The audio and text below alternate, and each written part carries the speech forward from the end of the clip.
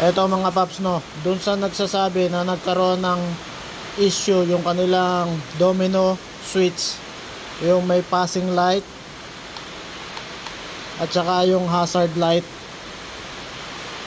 nagluluko daw. So ngayon ito, binasa na natin ng tubig. Kanina ko pa yung ini-sprayan, wala na, natanggal na, no. So dati naman ganun din to. So since na hindi ako makatulog kapag ganito yung ating device, ginawa natin ng paraan. So kung gusto nyo matutunan, panoorin nyo tong video na to. Ito na-assemble na natin, oh.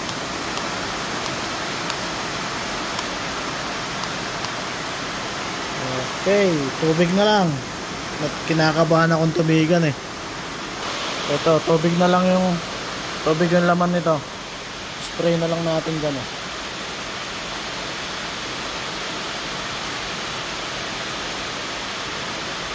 Gawain natin pala.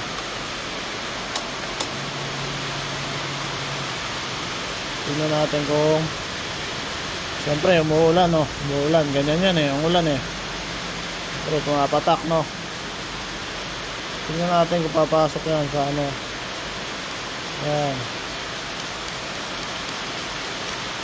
Siyempre switch natin. Halimbawa, hindi yun, minsan gumagana na lang kusa hindi na kailangan switch. So try natin. Ayan, basahin pa natin. Nabasa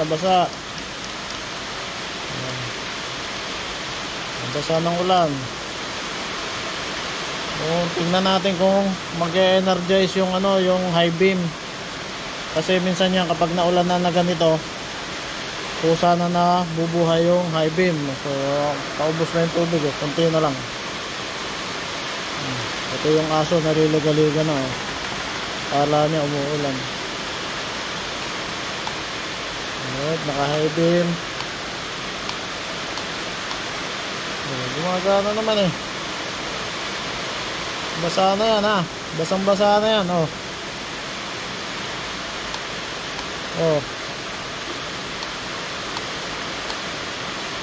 high beam, flashing. Wala naman, basang basa na yan, pa-spray na yan, hindi na yan papatak ng ulan, pa-spray na.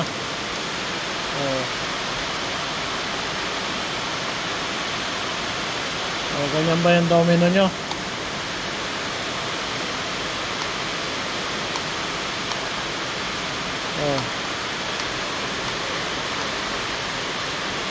Wala, hindi na nag-grounded.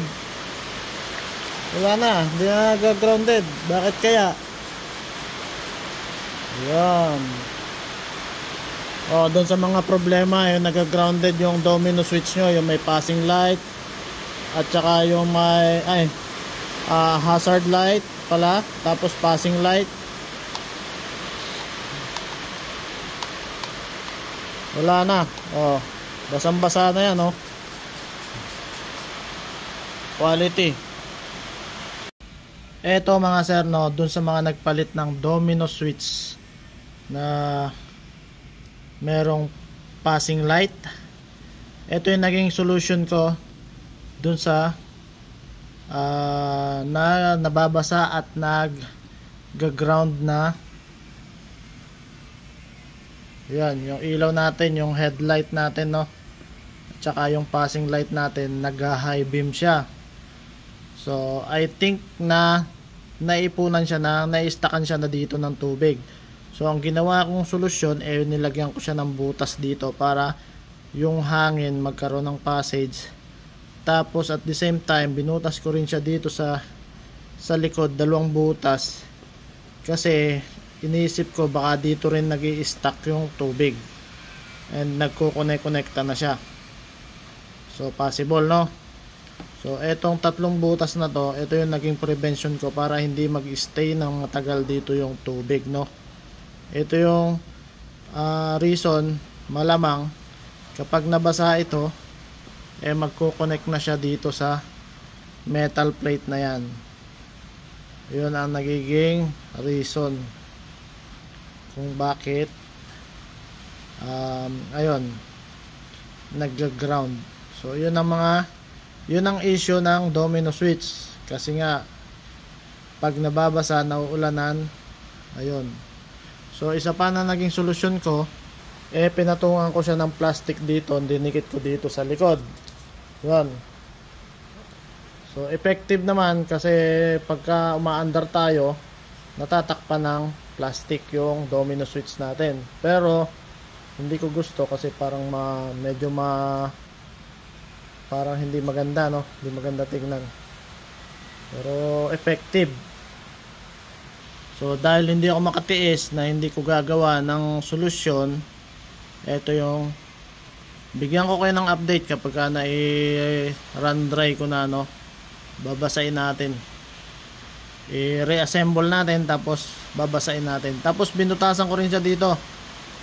Ayun, isa lang yung naging butas niya kasi yung dalawa medyo matigas, hindi siya pwedeng butasin. Ayun, no?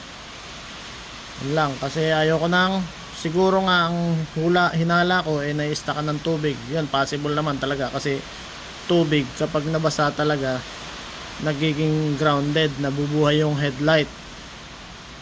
Okay, so gawa natin ang paraan yan.